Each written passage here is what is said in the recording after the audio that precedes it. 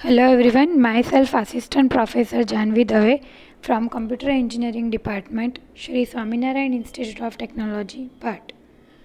In our today's session, we are going to discuss about unit number 7, which is code optimization. Compiler design के total 5 phases है, जिसके अंदर mainly जो phase है वो है lexical analysis, second is syntax analysis, third is semantic analysis. उसके बाद ये तीनों फेज़ कंप्लीट हो जाने के बाद इंटरमीडिएट कोड जनरेट होता है. इंटरमीडिएट कोड जनरेशन को हम कोई फेज़ के अंदर नहीं गिनते हैं. इंटरमीडिएट कोड को ऑप्टिमाइज़ करने के लिए जो फेज़ हम यूज़ करते हैं दैट इज़ कोड ऑप्टिमाइजेशन, जो हम आज पढ़ने वाले हैं. कोड ऑप्टिमाइजेशन जो है वो इंटरमीडिएट कोड को ऑप्टिमाइज़ करने के लिए यूज़ होता है. एंड इंटरमीडिएट कोड ऑप्टिमाइज़ हो जाने के बाद हम एक्चुअल कोड में इंटरमीडिएट कोड को कन्वर्ट करते हैं. तो that is the output of our compiler. Basically code optimisation techniques के अंदर क्या होता है कि कोड ऑप्टिमाइजेशन के अंदर हमारा जो इंटरमीडिएट कोड है जिसके लिए हम उससे बेटर कोड अगर उससे बेटर कोड में कन्वर्ट कर सकें, या फिर कोई कोड जो है वो बार बार रिपीट हो रहा है तो वो रिपीटेड कोड को हम रिडंडेंट कर सके, तो ये सारी चीज़ें हम कोड ऑप्टिमाइजेशन फेज़ के अंदर करते हैं. तो let's start with the code optimisation chapter, that is your unit number 7. आज हम ये चैप्टर के अंदर बेसिकली कितने टॉपिक्स हैं. तो first is optimisation technique, second is peephole optimisation, third is loops in flow graph, fourth is global data flow analysis and fifth is data flow property. आप यहाँ पे जो optimisation technique, peephole optimisation and global data flow analysis, ये 3 topic जो देख रहे हैं, ये तीनों टॉपिक आपके exam point of view important है. GTU एग्ज़ाम में code optimisation technique, peephole optimisation तो ऑलवेज 7 मार्क्स में आता ही है. कोड ऑप्टिमाइज़ करने के लिए बहुत सारी टेक्निक्स हमारे पास अवेलेबल है. सबसे पहले तो what is the difference between optimisation technique and peephole optimisation technique. तो जो बेसिक ऑप्टिमाइजेशन टेक्निक्स है वो सारी टेक्निक हम इंटरमीडिएट कोड को ऑप्टिमाइज़ करने के लिए यूज़ करते हैं. और पी फुली ऑप्टिमाइजेशन टेक्निक जो है वो पी फुली ऑप्टिमाइजेशन टेक्निक का यूज़ हम एक्चुअल कोड को ऑप्टिमाइज़ करने के लिए यूज़ करते हैं. मतलब जब आपको इंटरमीडिएट कोड का ऑप्टिमाइजेशन करना है तो आप कोड ऑप्टिमाइजेशन टेक्निक का यूज़ करोगे, और जब आपको एक्चुअल कोड का ऑप्टिमाइजेशन करना है तो आप पी फुली ऑप्टिमाइजेशन का यूज़ करोगे. तो let's start with optimisation technique.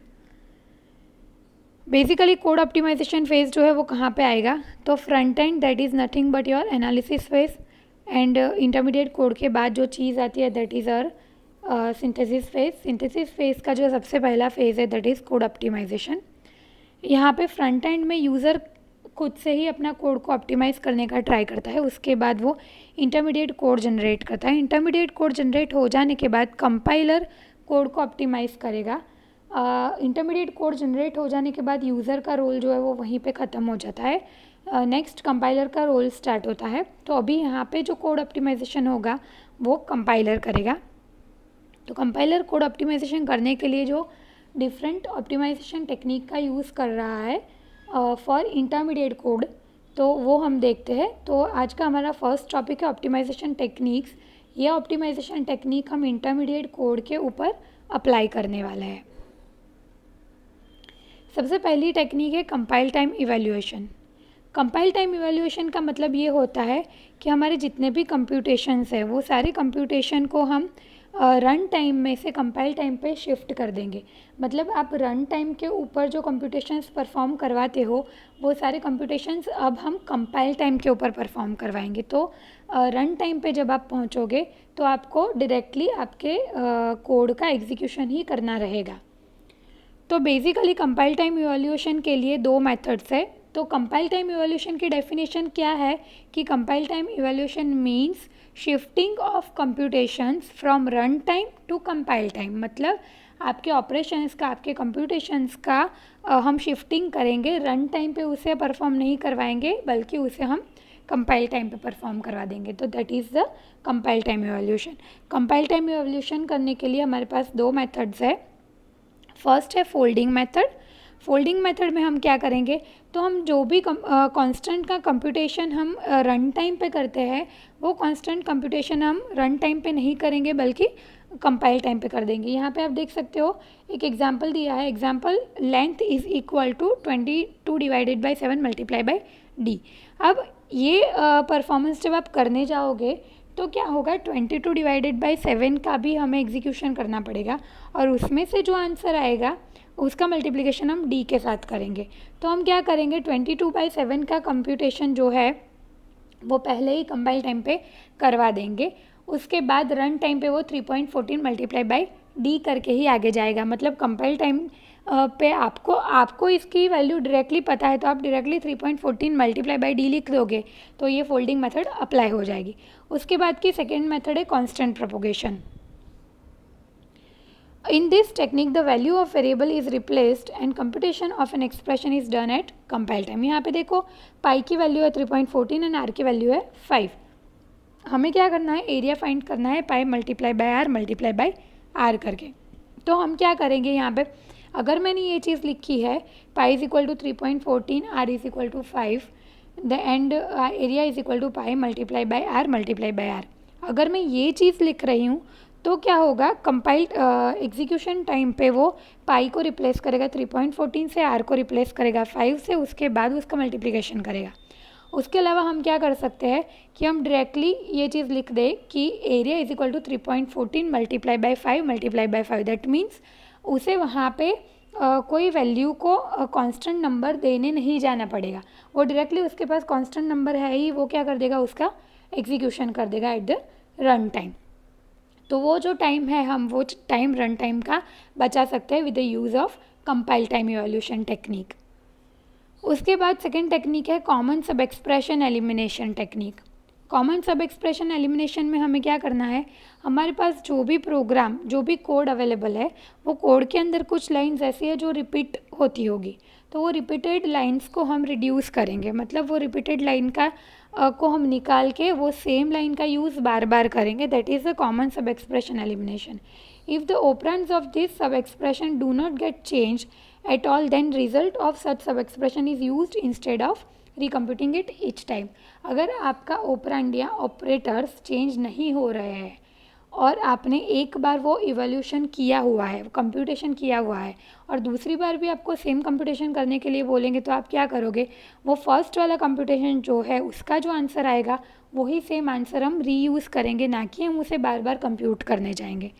For example आपके पास ये कोड है, यहाँ पे आप देख सकते हो T1 इज इक्वल टू है 4 multiply by I and T4 is equal to है 4 multiply by I. That means एक बार हम 4 मल्टीप्लाई बाई आई कर देंगे और उसका रिजल्ट हमने T1 में स्टोर करवा दिया है। तो हम क्या करेंगे, बार बार 4 मल्टीप्लाई बाई आई करके उसका रिजल्ट कोई अलग वेरिएबल में स्टोर करवाने नहीं जाएंगे, हम डायरेक्टली वही चीज़ को रीयूज़ करेंगे। जैसे आप T6 में देख सकते हो B of T4 plus T5 लिखा है, तो हम यहाँ पे हम T4 निकाल देंगे और जहाँ पे हमने T4 का यूज़ किया है वहाँ पे हम T1 लिख देंगे। तो यहाँ पे हमने कर दिया हमारे सेम वेरिएबल का रीयूज़ है। तो that is your another method common sub expression elimination. उसके बाद जो मेथड आती है that is copy propagation. Copy propagation का मतलब होता है use of one variable instead of another. For example आप देख सकते हो मैंने x इज़ इक्वल टू पाई लिया, मतलब पाई की वैल्यू हमने x में डाली है और पाई के अंदर भी हमें कोई वैल्यू डालनी पड़ेगी। मतलब क्या करना है हमें, देखो पाई इज़ इक्वल टू, अगर मैंने x इज़ इक्वल टू पाई लिया है इसका मतलब पाई की वैल्यू है 3.14, 3.14 को मैं पाई में डालूंगी, फिर पाई को मैं x में डालूंगी। उसके अलावा हम ये चीज़ भी कर सकते हैं, और जब आप कंप्यूटेशन करने जाओगे तो क्या होगा, area is equal to X multiply by R multiply by R. तो पहले x रिप्लेस होगा पाई से, फिर पाई रिप्लेस होगा उसकी वैल्यू से। उसके अलावा हम ये चीज़ कर सकते हैं कि डायरेक्टली हम area is equal to pi multiply by R कर दें।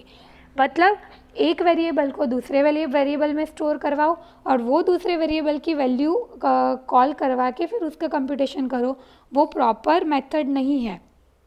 तो उसके लिए हम क्या करेंगे, एक वेरिएबल को दूसरे वेरिएबल में स्टोर करवाने की कोई ज़रूरत है ही नहीं, आप डायरेक्टली वो वेरिएबल का भी यूज़ कर सकते हो। जैसे हमने यहाँ पे यूज़ किया है एरिया इज़ इक्वल टू, ये जो आप देख सकते हो area is equal to pi multiply by R का मैंने डायरेक्टली यूज़ कर लिया, मतलब मैंने एक्स लिखा ही नहीं है। तो that is your third method, copy propagation method. उसके बाद मेथड आती है वो है कोड मोशन।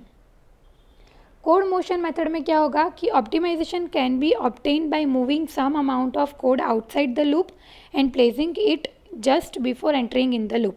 मान लो कि आपका कोई कोड ऐसा है जिसका लूप के साथ कोई लेना देना है ही नहीं, मतलब हर बार आप वो कोड को कंप्यूट करवाते हो जब तक आपका लूप घूमता रहता है तब तक। तो वैसे कोड को आप लूप से बाहर निकाल दो अगर वो कोड कुछ वेरिएबल से अफेक्ट नहीं हो रहा है तो वो मेथड को हम कोड मोशन मेथड बोल सकते हैं। ये मेथड को हम लूप इनवेरिएंट कंप्यूटेशन मेथड भी बोल सकते हैं। एग्जाम्पल देखते हैं इसका। देखो यहाँ हमारे पास एक लूप है, वाइल लूप, जिसके अंदर हमने कंप्यूटेशन एक कंडीशन रखी है i is lesser equal to max minus 1। अगर ये चीज़ हो रही है तो हम कोई चीज़ का सम करवा रहे हैं। अब देखो मैक्स और मैक्स माइनस 1 का तो यूज़ हम लूप के अंदर कर ही नहीं रहे, पर जब तक हमारी ये कंडीशन सेटिस्फाई नहीं हो जाती है तब तक हमारा पूरा लूप जो है वो घूमता रहता है। तो हर बार वो मैक्स माइनस 1 कंप्यूट करेगा जब तक मैक्स माइनस 1 की वैल्यू आई से लेस और इक्वल नहीं हो जाती है तब तक। इसके अलावा हम ये चीज़ कर सकते हैं कि मैक्स माइनस 1 को लूप से बाहर निकाल दें, क्योंकि मैक्स माइनस 1 तो वो चीज़ से कोई अफेक्ट तो नहीं हो रहा है हमारे लूप में, तो वो हमने लूप से बाहर निकाल दिया, मतलब उसका कंप्यूटेशन हमने लूप से बाहर कर दिया और उसको एक वेरिएबल में उसका आंसर डाल दिया और कंडीशन के अंदर लिख दिया है while I is lesser equal to N. मतलब हर बार वो एन की एक कांस्टेंट वैल्यू के साथ ही कंपैरिजन करवाएगा। अब उसे हर बार मैक्स माइनस 1 करने नहीं जाना पड़ेगा। हाँ, अगर ऐसा होता कि आपकी मैक्स की वैल्यू बार बार चेंज होती तो आपको ये कोड लूप के अंदर ही लिखना पड़ता, पर ऐसा तो कुछ है ही नहीं। आपकी मैक्स की वैल्यू जो है वो बार बार चेंज तो हो नहीं रही है, तो हमने उसे लूप से बाहर निकाल दिया और उसे कोई वेरिएबल में स्टोर करवा दिया और वो जब जो हम कंडीशन फुलफ़िल करवा रहे हैं वहाँ पे हमने वो डायरेक्टली वेरिएबल को लिख दिया। तो ये जो मेथड है उसे हम कोड मोशन मेथड बोल सकते हैं। ये मेथड से क्या होता है कि आपका जो कोड बार बार हमें एग्जीक्यूट करना पड़ता है वो टाइम हम यहाँ पे बचा सकते हैं। तो this is our fourth method, that is code motion method. उसके बाद की मेथड है, fifth method is reduction in strength. Reduction in strength में क्या होता है कि ऑपरेटर की प्रायोरिटीज़ के हिसाब से हम डिसाइड करते हैं कि कौन सा कोड एग्जीक्यूट होने में कितना टाइम लगेगा। जैसे आप आपने आगे भी डीएस में भी पढ़ा है, हमने टीओसी में ऑपरेटर प्रेसिडेंस में भी पढ़ा था, हमने ये सब्जेक्ट के अंदर ऑपरेटर प्रेसिडेंस देखा वहाँ पे भी पढ़ा था कि जो भी ऑपरेटर की प्रेसिडेंसी हायर है वो उसे एग्जीक्यूट होने में टाइम ज़्यादा लगेगा, उसे एग्जीक्यूट होने के लिए स्ट्रेंथ ज़्यादा चाहिए होगी। फॉर इंस्टेंस मल्टीप्लिकेशन की स्ट्रेंथ जो है वो एडिशन से हायर है, तो हमें यहाँ पे सर्टेन ऑपरेटर्स की प्रायोरिटी कौन सी है, हायर है कि नहीं है, वो हिसाब से हम कोड को मूव करवाएंगे। मतलब मान लो कि यहाँ पे आपको बोला है कि मल्टीप्लिकेशन का कोई कोड है उसे एग्जीक्यूट करना है, पर वो सेम कोड अगर आप एडिशन से करवा सकते हो तो हम उसे एडिशन से करवाएंगे। क्यों? क्योंकि मल्टीप्लिकेशन करवाने के लिए हमें टाइम ज़्यादा चाहिए होता है, स्ट्रेंथ ज़्यादा लगती है, जबकि एडिशन से वो कोड इजीली एग्जीक्यूट हो जाता है कम टाइम में। तो ऐसा हम प्रायोरिटी के हिसाब से हमारे कोड को ट्रांसफ़र कर सकते हैं। In this technique the higher strength operator can be replaced by the lower strength operator. जैसे मैंने आपको एग्जांपल में बताया कि मल्टीप्लिकेशन को आप एडिशन से रिप्लेस करके ऑपरेटर की प्रेसिडेंसी जो है, रिडक्शन स्ट्रेंथ जो है उसे कम करवा सकते हो। फॉर एग्जांपल आपको यहाँ पे एग्जांपल दिया है, एक फॉर लूप है, फॉर लूप में आपको 50 time I multiply by 50 time 7 multiplication करवाना है, 7 का मल्टीप्लिकेशन करवाना है। तो अगर हम मल्टीप्लिकेशन का यूज़ करके, मल्टीप्लिकेशन ऑपरेटर का यूज़ करके ये लूप घुमाते हैं तो उसकी स्ट्रेंथ जो है वो बढ़ जाएगी, क्योंकि multiplication has a higher priority than addition. तो ये कोड को हम रिप्लेस कर सकते हैं एडिशन से। देखो यहाँ पे टेम्प में मैंने 7 डाल दिया, फिर मैं लूप को 50 टाइम घुमा रही हूँ, पर हर बार मैं temp is equal to temp plus 7 कर रही हूँ। तो एक बार टेम्प की वैल्यू है 7, तो temp is equal to 7 plus 7 हो जाएगा, दैट इज़ 14। अब टेम्प की वैल्यू चेंज हो गई, 14 हो गई, फिर 14 प्लस 7, फिर 21 प्लस 7, ऐसे करते करते आप 50 टाइम्स ये लूप घुमाओगे तो आपको 7 का मल्टीप्लिकेशन मिल जाएगा। तो with the use of this replacement of multiplication हम एडिशन से भी ये कोड जो है वो इजीली परफॉर्म करवा सकते हैं विथ रिड्यूस्ड इन स्ट्रेंथ।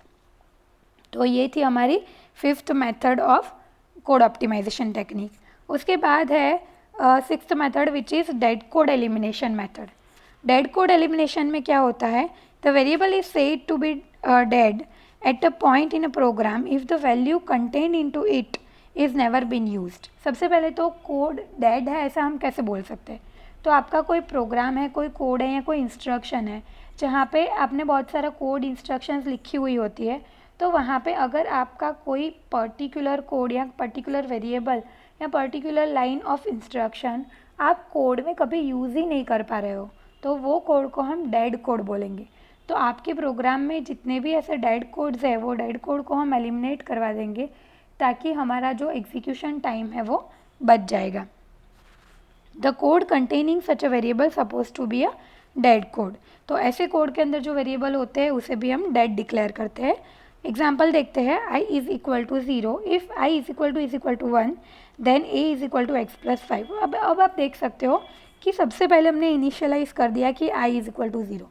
जब ये इनिशियलाइज हो ही गया है कि i की वैल्यू 0 है, तो फिर ये i की वैल्यू 0 है तो आपका लूप जो है वो कभी सेटिस्फाई होगा ही नहीं, क्योंकि लूप की कंडीशन क्या है, if i is equal to 1।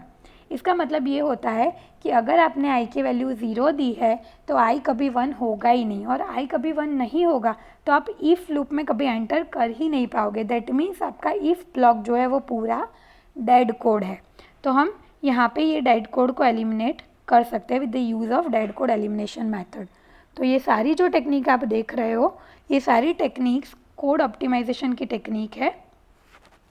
With the use of this techniques आप आपका जो इंटरमीडिएट कोड है उसे ऑप्टिमाइज़ कर सकोगे। जैसे हमने हमारे 6th चैप्टर में देखा इंटरमीडिएट कोड जनरेशन, जो हमने 3 एड्रेस कोड टेक्निक का यूज़ करके इंटरमीडिएट कोड जनरेट किया था, तो वहाँ पे ये टेक्निक्स का यूज़ होता है कि वो वाला 3 एड्रेस कोड है, फिर यहाँ आप एब्स्ट्रैक्ट सिंटैक्स ट्री से कोड जनरेट करते हो या फिर पोस्ट फिक्स प्री फिक्स से कोड जनरेट करते हो, तो वो कोड को अगर आप ऑप्टिमाइज़ करना चाहते हो तो with the use of this techniques आप वो चीज़ जो है वो ऑप्टिमाइज़ ईजिली कर पाओगे। दूसरी बात, ये जो कोड ऑप्टिमाइजेशन टेक्निक है वो आपके एग्ज़ाम में 7 मार्क्स में आती है। तो आपको एग्ज़ाम क्वेश्चन ऐसे आएगा, explain code optimisation technique with examples. तो ये जो सारी स्लाइड्स मैंने आपके सामने रखी है वो सारी चीज़ें आपको एक्सप्लेन करनी पड़ेगी। उसके अलावा क्वेश्चन ऐसे भी आ सकता है कि list out the techniques of code optimisation, intermediate code optimisation and explain any 3 और एनी 4 और एनी 2, या फिर आपको दे भी सकते हैं कि ये 2 मेथड है वो एक्सप्लेन करो विथ एग्जांपल। तो आपको यहाँ पे थ्योरी के साथ साथ एग्जांपल्स भी याद रखने पड़ेंगे कि कौन सी मेथड में हम क्या चीज़ परफॉर्म करवाएंगे। तो ये पूरा जो है वो आपका कोड एलिमिनेशन मेथड हुआ, आपका कोड ऑप्टिमाइजेशन मेथड हुआ फॉर इंटरमीडिएट कोड। उसके बाद जो टॉपिक देखने वाले हैं that is peephole optimisation. Peephole optimisation is also important topic for GTU examination. Peephole optimisation भी 7 मार्क्स में आपके एग्ज़ाम में आएगा ही आएगा, ये चीज़ भी 7 मार्क्स में एग्ज़ाम में आती ही है। 7 में अगर नहीं आई तो 4 में आएगी, पर ये चैप्टर में से ये दोनों टॉपिक जो है वो बहुत इंपॉर्टेंट है। इसके बाद हम जो बात करने वाले हैं पी फोलियो ऑप्टिमाइजेशन की, तो पी फोलियो ऑप्टिमाइजेशन हम हमारे नेक्स्ट सेशन में देखेंगे। अभी के लिए मैं इसका एक ब्रीफ इंट्रोडक्शन आपको दे देती हूँ कि बेसिकली पी फोलियो ऑप्टिमाइजेशन है क्या। तो जैसे हमने आगे की टेक्निक्स देखी वो सारी टेक्निक आपकी थी इंटरमीडिएट कोड को ऑप्टिमाइज़ करने के लिए। अब इंटरमीडिएट कोड तो ऑप्टिमाइज़ हो गया, उसके बाद आपने फाइनल कोड भी जनरेट कर दिया, मतलब आपका actual code that is nothing but your assembly language. तो आपको अगर वो चीज़ को ऑप्टिमाइज़ करना है तो with the use of peephole optimisation technique हम ये सारे जो हमारे फाइनल एक्चुअल कोड है उसे ऑप्टिमाइज़ कर सकेंगे। कोड ऑप्टिमाइजेशन और पी फोलियो ऑप्टिमाइजेशन के ऑलमोस्ट मेथड सेम ही है। डिफरेंस इतना है कि आप कुछ नाम अलग है और कुछ मेथड्स के तो नेम भी सेम होंगे, काम भी सेम होगा, पर वो डिफरेंस इतना ही है कि कोड ऑप्टिमाइजेशन मेथड हम इंटरमीडिएट कोड के ऊपर अप्लाई करेंगे और पी फोलियो ऑप्टिमाइजेशन हम एक्चुअल कोड के ऊपर अप्लाई करेंगे। तो आज के सेशन में हम इतना ही रखते हैं। हम हमारे नेक्स्ट सेशन में पी फोलियो ऑप्टिमाइजेशन क्या है वो देखेंगे। तो thank you for watching today's session and stay connected for the next videos. Next lecture में शायद हमारा ये यूनिट जो है वो हम ख़त्म कर देंगे। तो thank you for watching today's session and stay connected. Thank you.